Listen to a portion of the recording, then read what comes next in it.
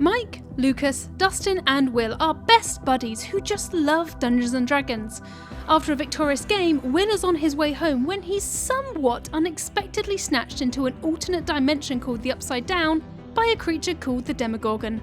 It doesn't take long for his mother Joyce and his older brother Jonathan to realise he's missing, so they ask/demand Hawkins' chief of police and lover of quiet mornings Jim Hopper to help find him. On the other side of town, a girl is caught stealing food. Her name is 11 and she's just the tiniest bit messed up. The guy who finds her rings social services. Big mistake. The woman who turns up at the door is an agent working with the shady Dr. Brenner, the scientist who's been testing 11's supernatural abilities, yeah, she has them, in the Hawkins laboratory.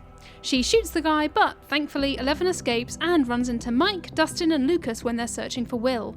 The gang hide her in Mike's basement, feed her Eggos, and discover her Millennium Falcon levitating powers.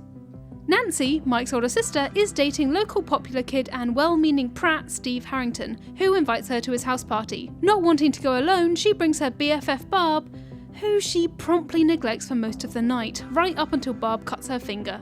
Nancy goes with Steve to his room and they have sex, leaving her friend waiting by the pool. One moment Barb is there, the next she's gone. Jonathan, searching the forest where Will's bike was found, captures the moment she disappears with his camera as he's secretly taking photos of Nancy and Steve. Creepy. Barb dies. She's not coming back, so get used to it. Joyce figures out that she can communicate with Will using the lights and completely redecorates the house accordingly. Hopper looks at the tapes from the Hawkins laboratory for any sign of Will, but realises that they've been faked. He gets pretty damn suspicious. After some good old-fashioned research, he finds out about the lab's dodgy mind control experiments, Project MK Ultra, and Terry Ives, one of the test subjects. Oh, and Will's body is discovered floating in the quarry. No big deal. But he's not dead, which we know because 11 uses a walkie-talkie to tune into him frailly singing in the Upside Down. Initiate makeover montage as the boys disguise her so they can get her to the powerful radio at school, which she can use to locate Will. They decline to share this critical information with Joyce, however, who refuses to believe Will is dead. Her suspicions are confirmed when she hears Will calling to her from within the walls of their house, and after going mad at said wall with an axe, finds the membrane dividing Hawkins from the Upside Down with her beloved son on the other side. Then the Demogorgon tears through her wall, which comes as a bit of a shock.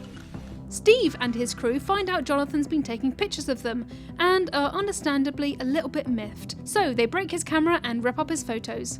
Nancy gathers up the scraps featuring Barb and, upon seeing the Demogorgon in the photo, realises that whatever took Barb matches the description Joyce gave of the creature that came through her wall. Nancy lets the police know Barb is missing.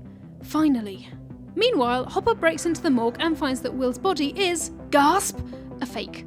Thanks to the wonderful powers of Dungeons & Dragons and 11, the boys figure out that Will is trapped in the Upside Down and that there should be a gate linking it and Hawkins.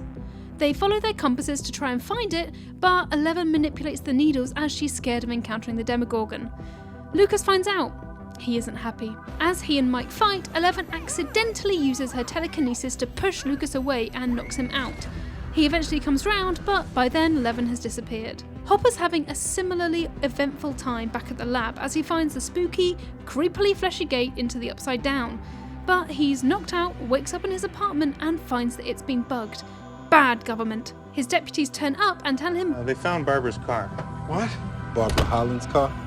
Seems she ran away after all. Hopper is not buying it. Nancy and Jonathan investigate the forest to try and find the Demogorgon.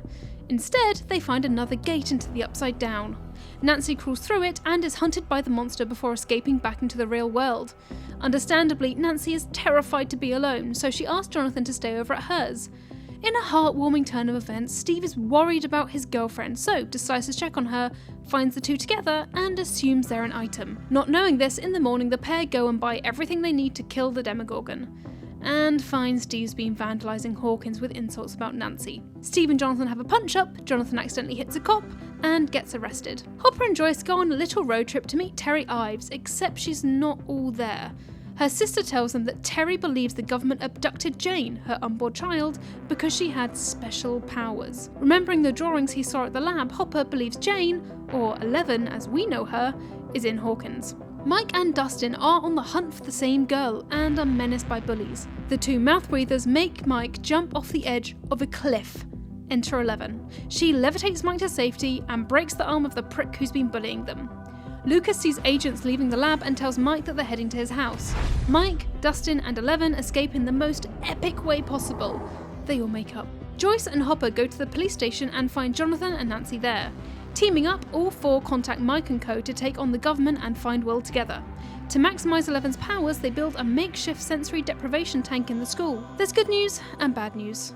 Bad news, 11 finds Barb, who is still dead. Good news, she detects Will hiding in the Upside Down. Hopper and Joyce are then discovered when they try to break into the lab to go through the gate and find Will.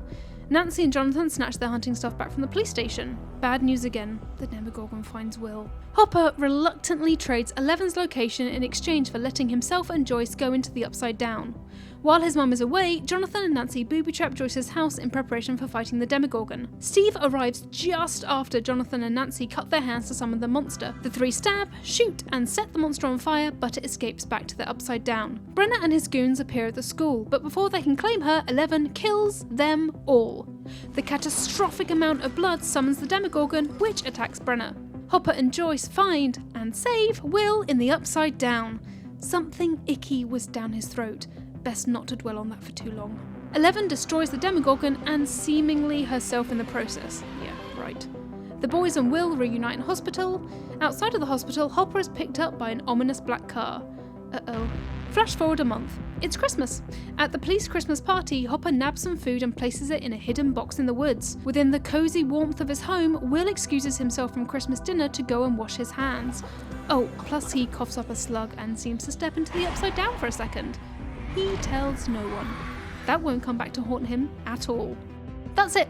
Let us know what you think is going to happen in Stranger Things Season 2 in the comments below. Click these boxes for more content from us, and don't forget to hit that big button in the middle for more entertainment news, reviews, previews and features right here on Game Plus.